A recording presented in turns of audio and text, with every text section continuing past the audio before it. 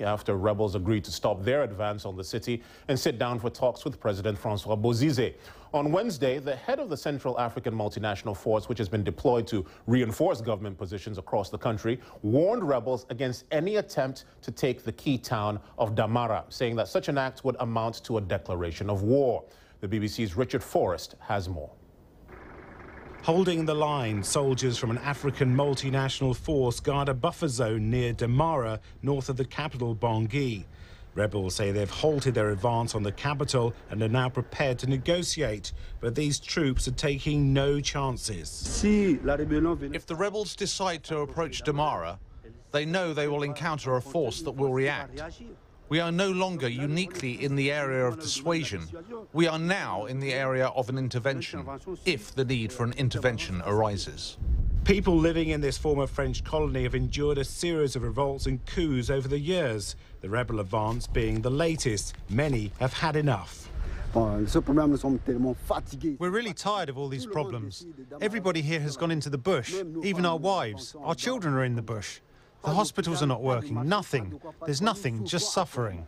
The rebels accuse President Francois Bozize of reneging on a previous peace deal and cracking down on dissidents. He sacked 2 top officials, one his son, for failing to stop the rebels' advance.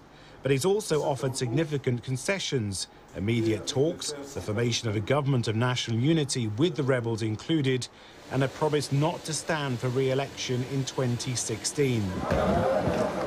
News of a possible peace deal has encouraged refugees who fled the violence to head back to the capital. They'll be hoping to stay. Talks expected to start later this month could determine whether they can. Richard Forrest, BBC News.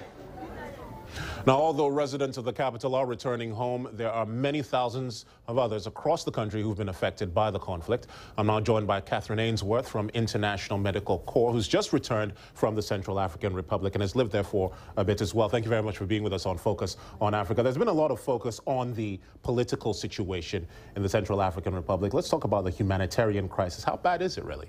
I mean, what's important to remember is that the current situation is compounding an already very difficult humanitarian situation.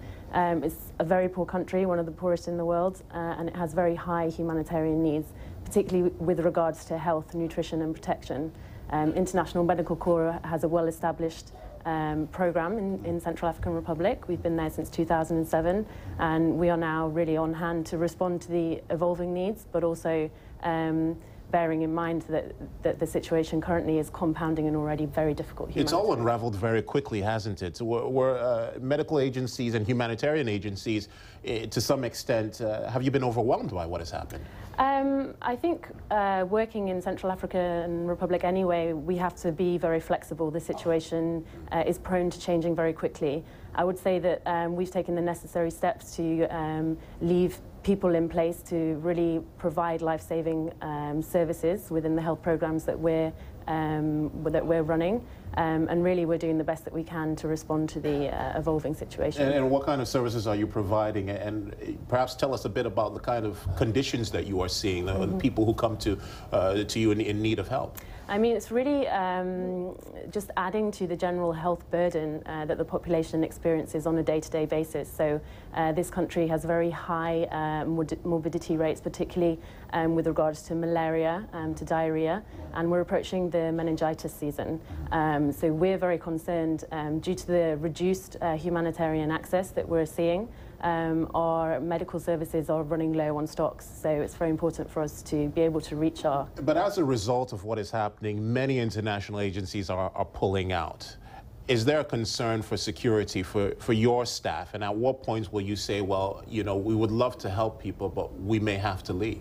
I mean, at the moment, we've taken steps to reduce our capacity, our staff capacity on the ground. Where we're at right now is in a situation where we can continue to have staff on the ground, and we really take it step by step because the security of our staff is very important. All right, Catherine Ainsworth from the International Medical Corps, thanks for being with us on Focus. Thank you.